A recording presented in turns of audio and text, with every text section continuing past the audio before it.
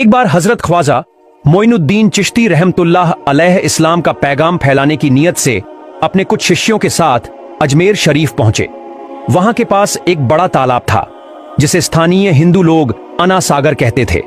उस समय यह तालाब अपनी विशालता और पवित्रता के कारण हिंदू समाज में बहुत सम्मानित था। हिंदू लोगों का यह विश्वास था कि अगर कोई व्यक्ति दिन भर पाप करने के बाद इस तालाब में स्नान कर ले तो उसके सभी पाप धुल जाते हैं। इसलिए वे इस तालाब को हमेशा दियों से सजाते थे। हर रात दिए जलाने के लिए करीब 3 मन तेल की जरूरत पड़ती थी। तालाब की पवित्रता बनाए रखने के लिए वहां सभी हिंदुओं को प्रवेश की अनुमति नहीं थी। केवल ऊंचे वर्ग के ब्राह्मण ही इसमें स्नान कर सकते थे और इसके पानी को छू सकते थे। उनका मानना था कि यदि कोई अन्य जाति का व्यक्ति तालाब के पानी को छू ले तो पानी अपवित्र हो जाएगा। हजरत ख्वाजा मोइनुद्दीन चिश्ती रहमतुल्लाह अलैह और उनके शिष्य मुरीद लंबे सफर से थके हुए थे।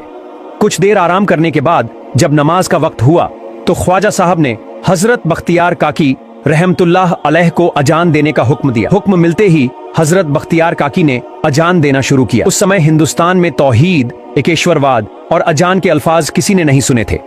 जब लोगों ने पहली बार अजान की आवाज सुनी तो उनके बीच हलचल मच गई।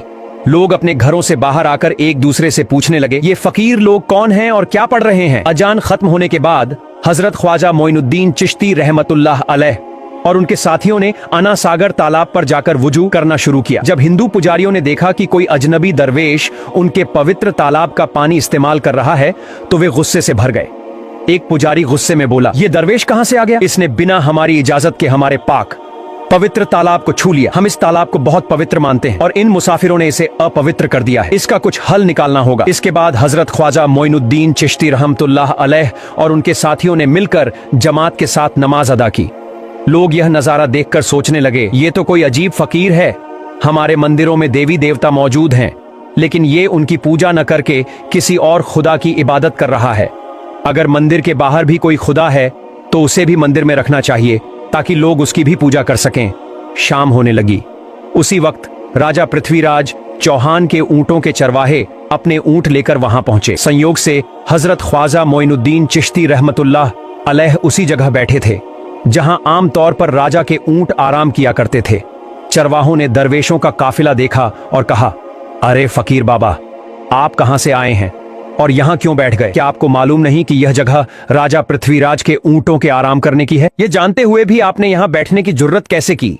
हजरत ख्वाजा मोइनुद्दीन चिश्ती रहमतुल्लाह अलैही ने उन चरवाहों को नरमी से जवाब दिया, बाबा, हम मुसाफिर हैं और अनजान हैं। हमें मालूम नहीं था कि इस मुकाम पर राजा के ऊंट आराम करते हैं। चूंकि हम पहले ही यहाँ राज गुजारने का इरादा कर चुके हैं, तुम अपने ऊंटों को आज किसी और जगह आराम देने ले जाओ।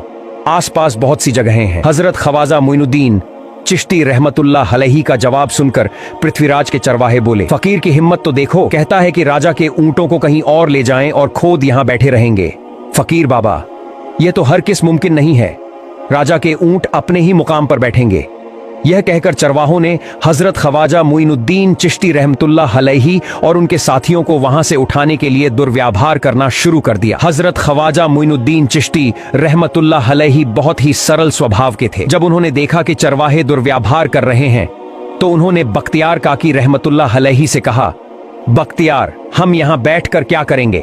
जब राजा के ऊंटों को यहीं बैठाना है तो रहने दो, ऊंट यहीं बैठें, हम यहाँ से जा रहे हैं। यह कहकर हजरत ख्वाजा मोइनुद्दीन चिश्ती रहमतुल्लाह अलैही अपने साथियों के साथ वहां से चले गए। अगली सुबह जब ऊंटों को फिर से चरागाह में ले जाने का समय आया तो चरवाहे ऊंटों को उठाने की कोशिश करने लगे, लेकिन बार बार कोशिश के बावजूद वे ऊंटों को उठा नहीं सके, क्योंकि अल्लाह के वली हजरत ख्वाजा मोइनुद्दीन चिश्ती रहमतुल्लाह अलैही ने कहा था कि ऊंट यहीं बैठेंगे। अल्लाह रब्बुल आलमीन ने उनकी यह दुआ कबूल कर ली थी और ऊंटों को आदेश दिया था कि जब तक मोइनुद्दीन चिश्ती खुद नहीं कहेंगे तब तक वे यहीं बैठे रहेंगे। चरवाहों ने राजा पृथ्वीराज से कहा, महाराज, ऊंट बिल्कुल स्वस्थ हैं, लेकिन वे उठ ही नहीं रहे।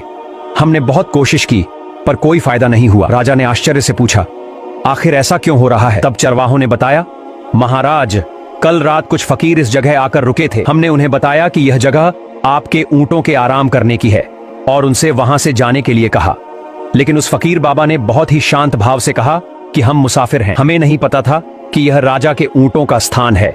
चूंकि हमने यहीं रात गुजारने का फैसला कर लिया है, इसलिए तुम अपने ऊंटों को कहीं और ले जाओ। लेकिन महाराज, हमने उनकी बात नहीं मानी और उन्हें वहां से जाने के लिए मजबूर किया। जब हमने उनके साथ दुर्व्यवहार किया तो वह फकीर बाबा बोले, अगर ऊंटों को यहीं बैठाना है तो रहने दो, हम चले जाते हैं। और फिर वे अपने साथियों के साथ वहां से चले गए। लेकिन तब से ऊंट अपनी जगह से हिल भी नहीं रहे हैं। राजा पृथ्वीराज चौहान यह सुनकर बहुत चकित हुआ। उसने सोचा, जरूर यह कोई बड़े संत हैं या अल्लाह के विशेष भक्त। फिर उसने अपने दरबारियों से सलाह ली और फैसला किया कि इस मामले को ठीक से समझना जरूरी है। अब राजा ने अपने सैनिकों को आदेश दिया कि उस फकीर को बुलाया जाए ताकि यह रहस्य सुलझ सके। जब हजरत ख्वाजा मोइनुद्दीन चिश्ती रहमतुल्लाह हले ही पृथ्वीराज के दरबार में पहुंचे तो पृथ्वीराज ने उनसे पूछा, ए दरवेश, आपने मेरे ऊंटों को क्यों पंगु बना दिया है? मेरे ऊंट भूखे मर रहे हैं, कृपया अपना जादू करते हैं। तुम्हारे ऊंटों को मैंने नहीं बल्कि इस संसार के पालनहार महान अल्लाह रब्बुल आलमीन ने बैठाया है। उनकी आज्ञा से ऊंट बैठे हैं और उनकी आज्ञा से ही उठेंगे। लेकिन मैं उस सर्वशक्तिमान से प्रार्थना कर सकता हूं कि वह तुम्हारे ऊंटों को उठने की अनुमति दे। इसके बाद हजरत ख्वाजा मोइनुद्दीन चिश्ती रहमतुल्लाह अलैहि ने अल्लाह से दुआ की, हे अल्लाह, इन ऊंटों को उनकी जगह से उठने की तौफीक दे। हजरत ख्वाजा मोइनुद्दीन चिश्ती रहमतुल्लाह अलैहि की दुआ करते ही चरवाहों ने देखा कि ऊंट अपनी जगह से उठकर चरागाह की ओर बढ़ने लगे। यह दृश्य देखकर चरवाहे चकित रह गए और हजरत ख्वाजा मोइनुद्दीन चिश्ती रहमतुल्लाह अलैहि की करामत की खबर पूरे अजमेर में फैल गई।